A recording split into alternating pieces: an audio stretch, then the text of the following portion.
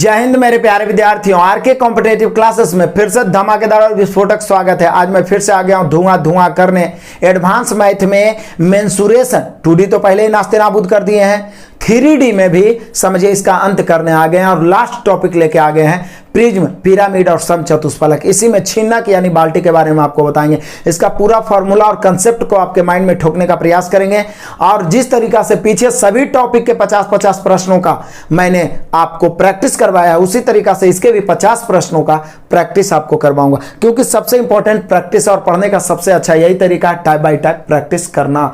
तो आइए सबसे पहले आज फॉर्मूला हम लोग देखते हैं। ये प्रिज्म पिरामिड समझिए पहला क्लास है इसका, और बाकी तो मेंसुरेशन का लास्ट ही होने वाला है। इसके बाद हम लोग ज्योमेट्री का अंत करेंगे। इसके पहले आप सभी को पता होगा trigonometry type bye type, height and distance type bye type पूरा प्रैक्टिस के साथ नास्ते नाबूद कर दिए हैं। जब एडवांस मैथ के हर एक टॉपिक का 400-500 क्वेश्चन दौड़ा के मारेंगे टाइप बाय टाइप, फिर एडवांस मैथ आपके सामने थर कापेगा। तो आइए देख लेते हैं। मैं पहले से ही लिख दिया हूं, पहला टॉपिक हम लोग पढ़ेंगे प्रिज्म, इसलिए लिखा हूं पहले से ताकि आप सभी को बताना आसान हो। आप सभी का समय बहुत कीमती होता है, बर्बाद ना हो। प्रिज्म में इंपॉर्टेंट फार्मूला देखेंगे। प्रिज्म होता क्या है? तो प्रिज्म होता है, प्रिज्म का आधार कुछ भी हो सकता है, त्रिभुज हो गया, चतुर्भुज हो गया, वर्ग हो गया, कुछ भी हो सकता है, लेकिन जो उसका आधार होता है सेम वही ऊपर वाला भाग होता है, ठीक है। जबकि पिरामिड में ऊपर वाला भाग इस प्रकार से होता है बना हुआ, ठीक है ना। तो देखिए प्लेन पर उतना अच्छा 3D फिगर तो नहीं बन सकता, बाकी आप समझ सकते हैं। बस ये प्रिज्म है जिसका आधार त्रिभुज है, ये भी प्रिज्म है जिसका आधार आयत है। वर्ग पर भी हो सकता है, पंचभुज में भी हो सकता है, ठीक है ना। बस आधार और ऊपर वाला भाग सेम होना चाहिए। आधार और ऊपर वाला भाग सेम। देखिए आधार त्रिभुज, ऊपर भी त्रिभुज, आधार त्रिभुज, ऊपर भी त्रिभुज, एक प्लेन, दो प्लेन और तीन प्लेन, उस प्रकार से। चतुर्भुज है तो चार प्लेन, तो जो चारों तरफ वाला भाग होगा वो पार्श्व या वक्र सतह कहलाता है, और चारों तरफ वाला भाग को ऊपर नीचे के साथ जोड़ दिया जाए तो संपूर्ण सतह कहलाता है। ये हुआ प्रिज्म। तो आ जाइए फॉर्मूला में, पहला फॉर्मूला, प्रिज्म का वक्र पृष्ठ क्षेत्रफल क्या होता है? आधार का परिमाप गुने ऊंचाई। आधार का परिमाप गुने ऊंचाई, जहां ऊंचाई दिया हुआ रहेगा। आधार क्या होगा? तो आधार त्रिभुज भी रह सकता है, आधार त्रिभुज भी रह सकता है, और आधार चतुर्भुज भी रह सकता है, आधार पंचभुज भी रह सकता है। तो ऊंचाई यहां से होता है। एक तरीका से आप कह दीजिए कि त्रिभुज है, इसका सेंटर ले लीजिए, फिर यहां पर एक सेंटर ले लीजिए, दोनों को मिला दीजिए इस प्रकार से, तो ये ऊंचाई हो जाएगा। या जिस तरीका से रखा हो रहेगा उसके अनुसार सेंटर को मिला के ऊंचाई बनता है। हालांकि ऊंचाई दिया रहेगा, उसके लिए टेंशन लेने की जरूरत नहीं है। तो याद रखना है कि वक्र पृष्ठ क्षेत्रफल, प्रिज्म का आधार का परिमाप गुने ऊंचाई, प्रिज्म का वक्र पृष्ठ क्षेत्रफल आधार का परिमाप गुने ऊंचाई, प्रिज्म का वक्र पृष्ठ क्षेत्रफल आधार का परिमाप गुने ऊंचाई। एग्जांपल से हम सारा चीज क्लियर करते चलेंगे। प्रिज्म का वक्र पृष्ठ क्षेत्रफल आधार का परिमाप गुने ऊंचाई, प्रिज्म का वक्र पृष्ठ क्षेत्रफल आधार का परिमाप गुने ऊंचाई। इसमें तिरछी ऊंचाई नहीं होता, सीधे ऊंचाई होता है। प्रिज्म का संपूर्ण पृष्ठ क्षेत्रफल होता है वक्र पृष्ठ क्षेत्रफल, तो होबे करेगा प्लस 2 गुने आधार का क्षेत्रफल। बोले सर 2 गुना आधार का क्षेत्रफल, तो वक्र पृष्ठ हुआ ई तीनों सतह, एक सतह, दो सतह और उधर वाला सतह। उसके अलावा देखिए नीचे भी एक त्रिभुजाकार आधार है, ऊपर भी एक त्रिभुजाकार आधार के समान है। मैं पहले ही बोला कि प्रिज्म वो होता है जिसका नीचे वाला भाग ऊपर वाला भाग समान सतह होता है।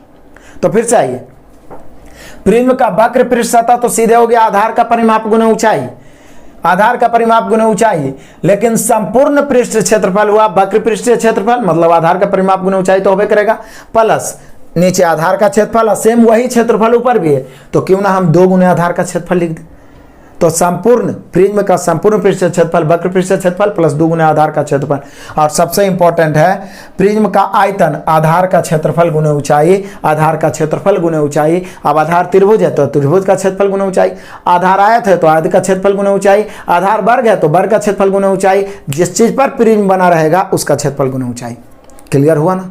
फिर से समझते हैं, एकदम याद हो जाना चाहिए, समय आप देते हैं आपको याद हो जाना चाहिए। प्रिज्म तो प्रिज्म का जो आधार होता है वही ऊपर वाला भाग होता है। प्रिज्म का वक्र पृष्ठ क्षेत्रफल मतलब चारों तरफ वाला क्षेत्रफल जो होता है आधार का परिमाप गुना ऊंचाई होता है। आधार का परिमाप गुना ऊंचाई होता है। आधार का परिमाप गुना ऊंचाई होता है। संपूर्ण पृष्ठ क्षेत्रफल तो वक्र पृष्ठ क्षेत्रफल में 2 गुना आधार का क्षेत्रफल जोड़ देते हैं। 2 गुना आधार का क्षेत्रफल वक्र पृष्ठ क्षेत्रफल में जोड़ देते हैं तो संपूर्ण पृष्ठ क्षेत्रफल होता है प्रिज्म का। उसी प्रकार से प्रिज्म का आयतन होता है आधार का क्षेत्रफल गुना ऊंचाई, आधार का क्षेत्रफल गुना ऊंचाई, आधार का क्षेत्रफल गुना ऊंचाई। आप चाहे तो इसको स्क्रीनशॉट लेके नोट्स कर सकते हैं, या नोट्स इतना देर में तो कर लिए होंगे। अब इसका एग्जाम्पल देख ले, बस इतने फार्मूला पर क्वेश्चन पूछेगा और कुछ नहीं एक्स्ट्रा, बाकी कुछ एक्स्ट्रा रहेगा घुमाया फिराया।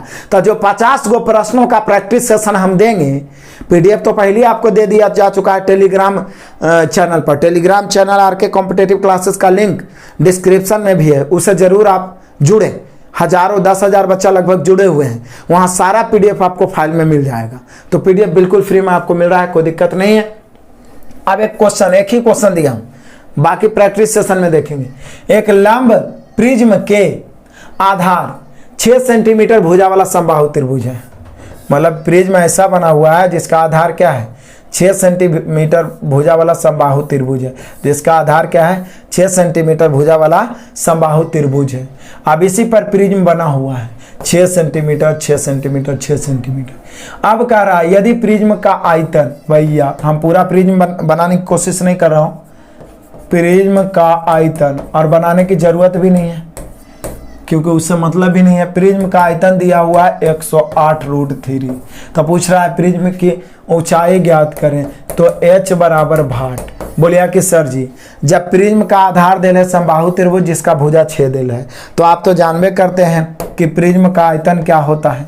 तो प्रिज्म का आयतन लेके चल दीजिए। प्रिज्म का आयतन होता है आधार का क्षेत्रफल गुना ऊंचाई। हर बार क्वेश्चन आएगा, लिखेंगे एकदम माइंड में सेट हो जाएगा। आधार का क्षेत्रफल गुना ऊंचाई दिया हुआ है 108√3। और हम सभी जानते हैं कि यहाँ आधार जो है समबाहु त्रिभुज है, तो आधार का क्षेत्रफल मतलब समबाहु त्रिभुज का क्षेत्रफल √3/4 गुना भुजा स्क्वायर यानी 6 गुना 6 बराबर ऊंचाई। ऊंचाई तो निकालना ही है, गुना ऊंचाई। फिर से ये हुआ आधार का क्षेत्रफल √3/4 गुना भुजा स्क्वायर गुना ऊंचाई। यही होता प्रिज्म का आयतन आधार का क्षेत्रफल गुना ऊंचाई बराबर पहले से दिल है 108√3। अब काटते हैं, काटेंगे √3 से √3 ऊपर से ऊपर कट गया, नो डॉट। आगे काटेंगे 6 6 36 36 दिया 108। अब ये 4 तिरछा गुना होगा ये 3 में, तो इधर h बचेगा, उधर बच गया 4 तिया 12। सेंटीमीटर में है तो 12 सेंटीमीटर, 12 सेंटीमीटर ऊंचाई हो गया। यदि ऊंचाई देल रहता और आधार देल रहता तो आयतन निकल जाता। तो यहाँ सीखे हम क्या प्रिज्म का आयतन बराबर आधार का क्षेत्रफल गुने ऊंचाई। प्रिज्म का आयतन बराबर आधार का क्षेत्रफल गुने ऊंचाई। प्रिज्म का आयतन बराबर आधार का क्षेत्रफल गुने ऊंचाई। बाकी क्षेत्रफल वाला और संपूर्ण क्षेत्रफल वाला भी हम लोग यहाँ से निकाल सकते हैं। जब ऊंचाई निकाल लिए तो वक्र पृष्ठ क्षेत्रफल भी निकाल लेंगे और संपूर्ण क्षेत्रफल भी। मान लिया जाए कि आपसे कोई पूछ रहा है कि वक्र क्षेत्रफल, तो वक्र पृष्ठ क्षेत्रफल क्या होगा, तो बोलिए सर आप ही तो बताए हैं कि आधार का परिमाप गुने ऊंचाई। तो आधार है समबाहु त्रिभुज, तो परिमाप 3 गुने भुजा और गुने ऊंचाई कितना है, तो ऊंचाई है 12। तो 6 तिया 18 गुने 12, 18 दूनी 36 के 6 बचा कितना, तो बचा 3, 18 के 18, 18 और 3 21, 216 हो जाएगा। ये हो गया वक्र पृष्ठ क्षेत्रफल। यदि पूछेगा कोई कि संपूर्ण क्षेत्रफल, तो संपूर्ण क्षेत्रफल में वक्र पृष्ठ क्षेत्रफल तो 216 आइए प्लस 2 गुना आधार का क्षेत्रफल √3/4 गुने भुजा स्क्वायर यानी 6 का स्क्वायर 36, 4 से 9 चौका 36 यानी इधर 216 प्लस 9 दूनी 18 √3। अब इसी में कॉमन लीजिए, गुना करिए, √3 का मान रखे, वो अलग बात है। मेरा मेन मकसद है यहाँ पे सिखाना, तो तीनों चीज सीख लिए आराम से। दिल था आधार जो है समबाहु त्रिभुज है, आयतन दिया हुआ था, ऊंचाई निकालना था, या ऊंचाई दिया रहेगा आयतन निकलेगा। तो आयतन बराबर आधार का क्षेत्रफल गुने ऊंचाई लेके चल दिए तो ऊंचाई 12 आ गया। ऊंचाई आ गया तो वक्र पृष्ठ क्षेत्रफल क्या होता है, आधार का परिमाप गुने ऊंचाई, मान रखे आ गया। संपूर्ण क्षेत्रफल होता है आधार मतलब कि वक्र पृष्ठ क्षेत्रफल और आधार का क्षेत्रफल, 2 गुने आधार का क्षेत्रफल। काट छाट के जो भी करना है करिए, आपका आंसर आ जाएगा, नो डाउट। क्लियर है, सीख लिए ना, फार्मूला क्लियर। प्रिज्म अब अगला देखते हैं, पिरामिड का खाता खोलते हैं, उसको पूरा का पूरा पोस्टमार्टम करते हैं। तो देख ले बबुआ, नेक्स्ट चलिए आ जाइए दूसरा, पिरामिड। वो तो प्रिज्म देखे, एकदम प्रिज्म याद है तो पिरामिड भी समझिए याद हो गया। प्रिज्म में क्या देखे, वक्र पृष्ठ से क्षेत्रफल आधार का परिमाप गुने ऊंचाई। प्रिज्म में क्या देखे, संपूर्ण क्षेत्रफल, तब वक्र पृष्ठीय क्षेत्रफल प्लस दुगुना आधार का क्षेत्रफल, क्योंकि ऊपर नीचे दोनों सेम ही हो रहा था।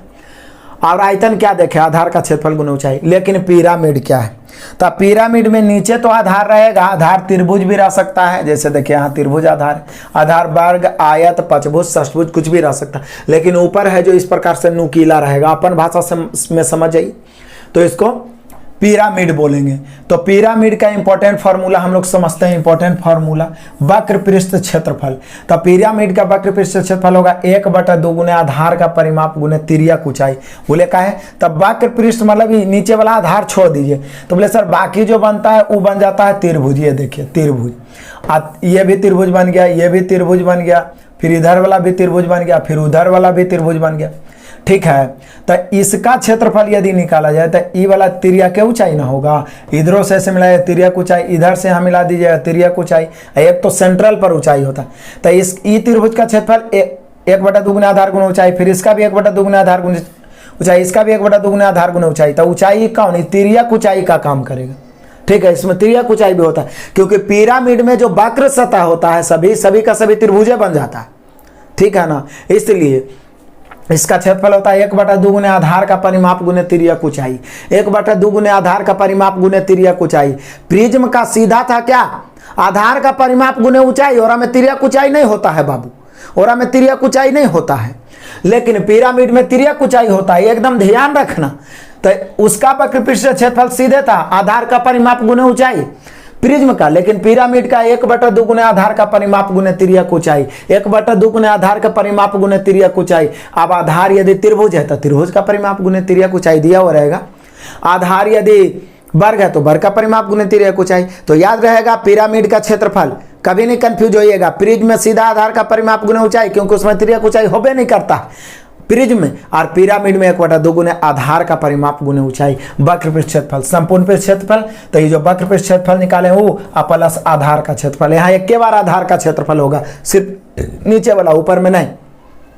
तो दो चीज याद हो गया, पिरामिड का वक्र पृष्ठ क्षेत्रफल 1/2 गुने आधार के परिमाप गुने तिर्यक ऊंचाई, तिरछी ऊंचाई। और संपूर्ण पृष्ठ क्षेत्रफल था वक्र पृष्ठ क्षेत्रफल प्लस आधार का क्षेत्रफल। और आयतन, तो आयतन यहाँ पे हम लोग गलती लिखे हैं, इसको सुधार देते हैं, हो जाएगा 1/3 गुने आधार का क्षेत्रफल गुने ऊंचाई। जैसे प्रिज्म का आयतन डायरेक्ट आधार का क्षेत्रफल गुने ऊंचाई, पिरामिड का आयतन 1/3 आधार का क्षेत्रफल गुने ऊंचाई। फिर से लिख देता हूं, 1/3 गुने आधार का क्षेत्रफल गुने ऊंचाई। तो प्रिज्म पिरामिड में आप आयतन अंतर समझ लिए ना, एक बार फिर से दोहरा दें। प्रिज्म का वक्र पृष्ठीय क्षेत्रफल माइंड में लाइए, क्या, आधार का परिमाप गुने ऊंचाई, सीधा सीधे। प्रिज्म का संपूर्ण क्षेत्रफल आधार का वक्र पृष्ठ क्षेत्रफल प्लस 2 गुने आधार का क्षेत्रफल, और प्रिज्म का आयतन आधार का क्षेत्रफल गुने ऊंचाई। जबकि पिरामिड का वक्र पृष्ठ क्षेत्रफल 1/2 गुने आधार का परिमाप गुने तिर्यक ऊंचाई। पिरामिड का संपूर्ण पृष्ठ क्षेत्रफल वक्र पृष्ठ क्षेत्रफल प्लस सीधा एक बार आधार का क्षेत्रफल। और आयतन, आयतन पिरामिड का आयतन 1/3 गुने आधार का क्षेत्रफल गुने ऊंचाई, 1/3 गुने आधार का क्षेत्रफल गुने ऊंचाई, 1/3 गुने आधार का क्षेत्रफल गुने ऊंचाई। धुआं धुआं, आ जाइए देख लेते हैं अब हम लोग इसका एग्जाम्पल। देख लीजिए यहाँ पे एग्जाम्पल क्या है। तो पूछ रहा है कि एक पिरामिड का आधार का क्षेत्रफल, ये ऑलरेडी दिल है आधार का क्षेत्रफल। हो सकता है बोल दे कि एक पिरामिड का आधार समबाहु त्रिभुज है, एक पिरामिड का आधार वर्ग है, एक पिरामिड का आधार आयत है जिसका लंबाई इतना और चौड़ाई इतना है, दे देगा। वो तो हम लोग 50 गो क्वेश्चन प्रैक्टिस करेंगे जी, तो धुआं धुआं ना हो जाएगा, जैसे पीछे सब प्रैक्टिस करते आ रहे हैं। तो देख लीजिए, एक पिरामिड के आधार का क्षेत्रफल 57 है और ऊंचाई 10 सेंटीमीटर है, तो उसका आयतन क्या होगा। बोले सर इसमें कोई दिक्कत नहीं, तो लॉलीपॉप है, लेकिन VVI है, बहुत बारी पूछा है। आयतन, पिरामिड का आयतन होता है 1/3 गुना आधार का क्षेत्रफल और गुना ऊंचाई, 1/3 गुने आधार का क्षेत्रफल गुना ऊंचाई, 1/3 गुने आधार का क्षेत्रफल, तो आधार का क्षेत्रफल 57 गुना ऊंचाई कितना 10, 3 से काटेंगे 19 तिया 57, 19 तहे के 190, 190 190 190 हम लोग का आंसर हो गया 190, क्योंकि आधार का क्षेत्रफल ऑलरेडी 57 दिया हुआ है और कहीं कहीं पे आधार दे देगा, उसका क्षेत्रफल लिख देंगे। क्लियर हुआ? तो ये पिरामिड का फार्मूला पूरा क्लियर हो गया, क्लियर हो ना गया जी? पिरामिड का पूरा फार्मूला क्लियर हो गया। बाकी के बाकी तो हम लोग प्रैक्टिस में और बढ़िया से 50-50 को प्रैक्टिस करेंगे, मजा ना आएगा। अब आगे देख लेते हैं, पिरामिड हो गया। अब तीसरा का देखते हैं बबुआ, समचतुष्फलक। मजेदारी है, मजेदारी तो देख ही लो। तो अब देख लेते हैं तीसरा नंबर, समचतुष्फलक, जिसको टेट्राहेड्रन कहते हैं, टेट्राहेड्रन। इसका नाम है टेट्रा, मतलब 4 होता है, मतलब 4 गो सतह द्वारा बना हुआ रहता है। और समचतुष्फलक, चतुष्फलक मतलब 4 सतह, 4 फलक, लेकिन चारों फलक समबाहु त्रिभुज होता है। पहले तो एगो आधार हो जाता है ऐसे करके समबाहु त्रिभुज, और फिर 3 गो सतह, इधर वाला फिर उधर वाला और फिर वो वाला, तीनों सतह। ये ऊपर उभरा हुआ भाग है, ये ऊपर जो रहता है ना ऐसे उभरा हुआ भाग, इसमें पता नहीं चल रहा है। 1 सतह 2 सतह 3 सतह, एगो बड़ा वाला हो गया तो 4 सतह, इसीलिए इसको कहते हैं समचतुष्फलक। समचतुष्फलक इसका हमेशा आधार जो होता है ना वो हमेशा समबाहु त्रिभुज ही होता है, समबाहु त्रिभुज ही होता है, समबाहु त्रिभुज ही होता है। ठीक है, तो अब जरा देख लीजिए, चारों के चारों समबाहु त्रिभुज, इसलिए मैंने लिख दिया कि समचतुष्फलक का आधार तथा तीनों वक्र सतह एक समबाहु त्रिभुज होता है। आधार मतलब नीचे वाला भाग है, 1 सतह 2 सतह 3 सतह, ये तीनों चारों जो रहता है एक समबाहु त्रिभुज ही होता है, एक समबाहु त्रिभुज ही होता है। तो बोले सर तब तो सब कुछ आप आसान कर दिए, कैसे? जब जान गए कि समचतुष्फलक एक होता है समांतर षटफलक, तो समांतर षटफलक हूबहू घनाभ होता है। एक समचतुष्फलक तो 4 सतह समबाहु त्रिभुज का बना होता है। तो देख लीजिए, तो बोले सर जब समबाहु त्रिभुज का नाम ले लिए तब तो सब कुछ आसान हो गया। पहला, पार्श्व या वक्र पृष्ठीय क्षेत्रफल। समचतुष्फलक के पार्श्व क्षेत्रफल मतलब ये तीनों सतह का क्षेत्रफल, नीचे आधार छोड़ दीजिए, उसको पार्श्व या वक्र कहते हैं। तो ये एगो समबाहु त्रिभुज, 2 गो समबाहु त्रिभुज, तो समबाहु त्रिभुज का क्षेत्रफल होता है √3/4 गुने भुजा स्क्वायर, √3/4 गुने भुजा स्क्वायर, आइयो √3/4 गुने भुजा स्क्वायर। तो 1 गो 2 गो 3 गो, इसलिए समचतुष्फलक के वक्र पृष्ठीय क्षेत्रफल होता है 3 गुने √3/4 भुजा स्क्वायर, इसलिए 3√3/4 भुजा स्क्वायर। हम समबाहु त्रिभुज का क्षेत्रफल जानते हैं तो समचतुष्फलक याद हो गया। समचतुष्फलक का जो होता है 4 गो समबाहु त्रिभुज होता है, याद है ना? समबाहु त्रिभुज का क्षेत्रफल √3/4 गुने भुजा स्क्वायर, तो वक्र सतह मतलब 3 सतह, तो 3 गुने √3/4 भुजा स्क्वायर। तो याद हो गया समचतुष्फलक का क्षेत्रफल 3√3/4 गुने भुजा स्क्वायर। और संपूर्ण क्षेत्रफल तो बोले सर 3 सतह, नीचे वाला वो आधार का क्षेत्रफल, तो 4 गुना त्रिभुज हो गया, तो 4 गुने √3/4 गुने भुजा स्क्वायर, 4 से 4 कट गया। तो अब हम लोग के पास बचा क्या? √3 गुने भुजा स्क्वायर। ये हो गया समचतुष्फलक का संपूर्ण क्षेत्रफल। 2 चीज याद हुआ, समचतुष्फलक का वक्र पृष्ठीय क्षेत्रफल 3 गुने √3/4 गुने भुजा स्क्वायर, जबकि समचतुष्फलक का संपूर्ण क्षेत्रफल √3 गुने भुजा स्क्वायर, √3 गुने भुजा स्क्वायर, √3 गुने भुजा स्क्वायर। फिर ही दोनों बोलेंगे, समचतुष्फलक का वक्र पृष्ठीय क्षेत्रफल 3√3/4 भुजा स्क्वायर, संपूर्ण क्षेत्रफल √3 गुने भुजा स्क्वायर। और ऊंचाई पूछ देगा समचतुष्फलक की ऊंचाई, तो याद रखना है जैसे हम लोग क्या पढ़े थे, √3/2 भुजा पढ़ते हैं समबाहु त्रिभुज में, लेकिन समचतुष्फलक का ऊंचाई पूछेगा तो √2/√3 गुने भुजा, √2/√3 गुने भुजा, √2/√3 गुने भुजा याद रखियो बउआ। और समचतुष्फलक का आयतन √2/12 गुने भुजा स्क्वायर। उतना प्रूफ नहीं कर रहे हैं, ये याद ही रखना है, और याद नहीं भी रखेगा तो हम दिमाग में ठोक देंगे, क्योंकि 50 प्रश्नों का तांडव करेंगे, तांडव। आप सभी को पता है, सभी तो 50-50 क्वेश्चन दे ही रहे हैं जो बच्चे एप्लीकेशन से पढ़ रहे हैं। बाकी यूट्यूब पे ऑलरेडी तो आपको पता है सुबह शाम प्रैक्टिस करवाते आ रहे हैं, और सभी चीज़ का मास्टर वीडियो ऑलरेडी दिया हुआ है। इसलिए आप सभी के जानकारी में जो भी बच्चे अभी तक बैच परचेज नहीं किए हैं उन्हें बताएं, कम समय में एक छोटा सा सहयोग राशि देके वो संपूर्ण तैयारी कर सकते हैं। एक बार फिर से इसको दोहराते हैं बबुआ, समचतुष्फलक के बारे में। समचतुष्फलक क्या होता है? 4 गो समबाहु त्रिभुज होता है, तो समबाहु त्रिभुज का क्षेत्रफल √3/4 गुने भुजा स्क्वायर, तो वक्र पृष्ठीय क्षेत्रफल तो 3 गुने √3/4 भुजा स्क्वायर, यानी 3√3 गुने भुजा स्क्वायर। संपूर्ण क्षेत्रफल तो 4 गुने √3/4 गुने भुजा स्क्वायर, चूंकि 4 को सतह हो जाएगा, 4 से 4 कट गया, तो समचतुष्फलक के संपूर्ण पृष्ठीय क्षेत्रफल √3 गुना भुजा स्क्वायर। समचतुष्फलक के ऊंचाई √3 बटा √2 बटा √3 गुना भुजा। समचतुष्फलक की ऊंचाई √2 बटा √3 गुना भुजा, √2 बटा √3 गुना भुजा, √2 बटा √3 गुना भुजा। माइंड में सेट हो गया। समचतुष्फलक का आयतन √2 बटा 12 गुना भुजा क्यूब, √2 बटा 12 गुना भुजा क्यूब, √2 बटा 12 गुना भुजा क्यूब, √2 बटा 12 गुना भुजा क्यूब, √2 बटा 12 गुना भुजा क्यूब। दिमाग में सेट हो गया बबुआ, दिमाग में सेट हो गया। आगे बढ़े हैं, आगे बढ़ते हैं तूफान के तरह। अब एगो लास्ट टॉपिक बचा है, शंकु से जो काट के छिन्नक और बाल्टी के बचाते हैं। तो पहला तो देख लिए प्रिज्म, दूसरा देख लिए पिरामिड, और तीसरा का देख लिए क्या, समचतुष्फलक, चौथा देखेंगे बाल्टी बाल्टी बाल्टी। तो देख लेते हैं। तो आइए एक उदाहरण भी पहले देख ही लेते हैं हम लोग। इसका कहता है किसी समचतुष्फलक की प्रत्येक भुजा की लंबाई 12 है।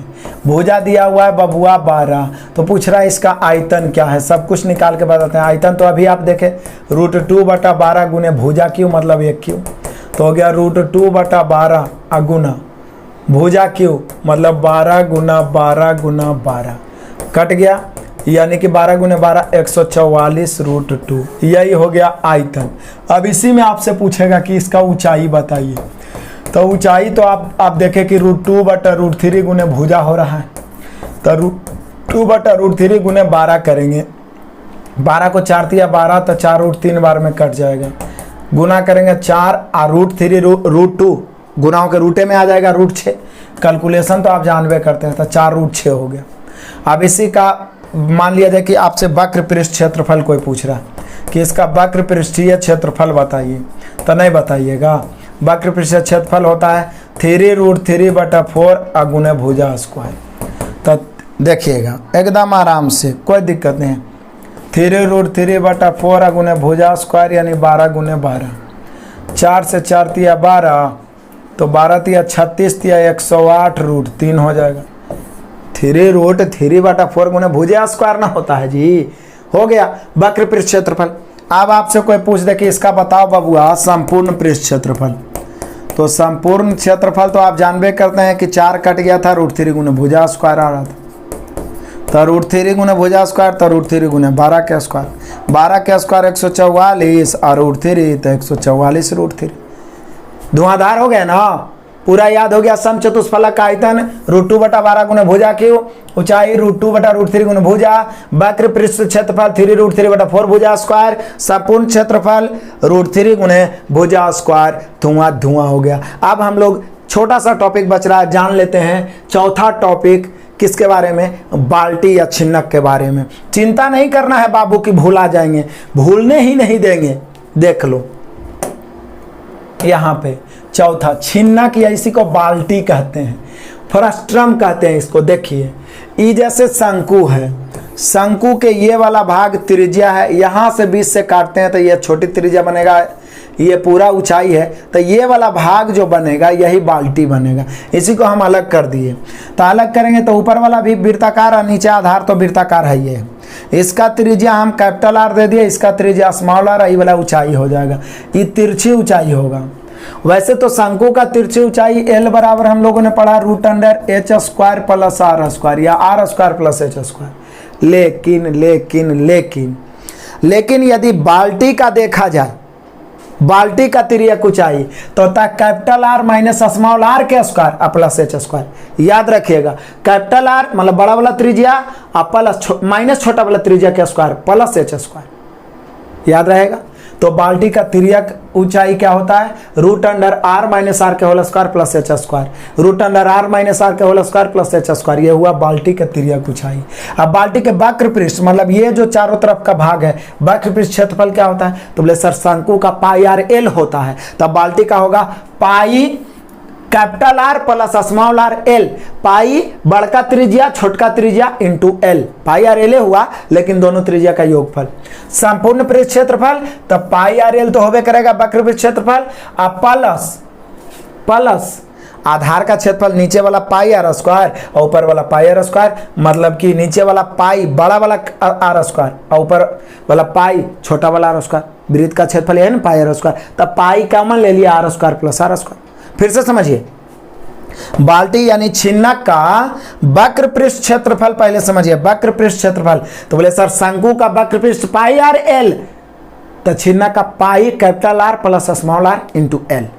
संपूर्ण क्षेत्रफल तब pi capital R small R into L तो होबे करेगा, अब प्लस नीचे वाला पाई आर स्क्वायर ऊपर वाला पाई आर स्क्वायर, तो जोड़ के pi into R square plus R square. ये सब माइंड में फॉर्मूला सेट रखना है, बाकी तो प्रैक्टिस पर clear.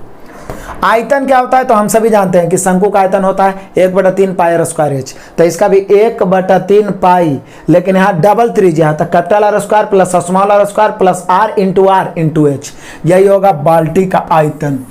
1/3 pi capital R square plus small R square plus R into R, आप पूरे में into H, 1/3 pi R square R into H. Clear है? कोई दिक्कत कोई परेशानी नहीं होना चाहिए, कोई परेशानी नहीं होना चाहिए। इसका 50, इस सभी को मिला के 50 महत्वपूर्ण प्रश्नों का प्रैक्टिस सेशन देखेंगे। जैसे हम लोग पहले भी चाहे तो 2D में जो भी आप पढ़े हैं, त्रिभुज पढ़े हो, त्रिभुज के अलग अलग प्रकार पढ़े हो, उसका भी सब मिला के 50 प्रश्नों का मैंने प्रैक्टिस सेशन करवाया था। चतुर्भुज पढ़े हो, चाहे वृत्त से संबंधित प्रश्न पढ़े हुए हैं, चाहे मिक्स क्वेश्चन पढ़े हैं, चाहे तो इधर आप 3D में घन घनाभ है, बेलन है, शंकु है, गोलार्ध गोला है और अब प्रिज्म पिरामिड है। सभी के 50-50 प्रश्नों का प्रैक्टिस सेशन पहले भी दिए हैं, अब भी देंगे। और आगे ज्योमेट्री पढ़ेंगे तो वहाँ भी प्रैक्टिस सेशन मस्ट है, चाहे अलजेब्रा पढ़ेंगे वहाँ भी प्रैक्टिस सेशन मस्ट है। इसके पहले ट्रिगोनोमेट्री में भी बहुत सारा प्रैक्टिस सेशन दे चुके हैं। तो जो विद्यार्थी अभी तक हमसे नहीं जुड़े हैं, एप्लीकेशन का लिंक डिस्क्रिप्शन में दिया हुआ है। मात्र एक छोटा सा सहयोग राशि, एडवांस मैथ मात्र 199 में, ग्रुप डी के लिए यूथ का मैथ और रीजनिंग 199 में। मैं फाउंडेशन बैच भी लाया हूं नए विद्यार्थियों के लिए कि मात्र 6 महीना साल भर में वो मैथ का बादशाह बन सकते हैं। संपूर्ण लाइफ टाइम वैलिडिटी वाला भी मैंने कोर्स लाया है और सब में अपने तरफ से कुछ रियायत भी दिया हूं। एप्लीकेशन का लिंक डिस्क्रिप्शन में दिया हुआ है या प्ले स्टोर पर लिखे आर के कॉम्पिटेटिव क्लासेस, उसे ज़रूर ज्वाइन करें। वहाँ पर आगे चल के फ्री में मॉक टेस्ट और PDF भी आपको मिलेगा। अंत तक देखने के लिए बहुत बहुत धन्यवाद। Best of luck, God bless you, जय हिंद।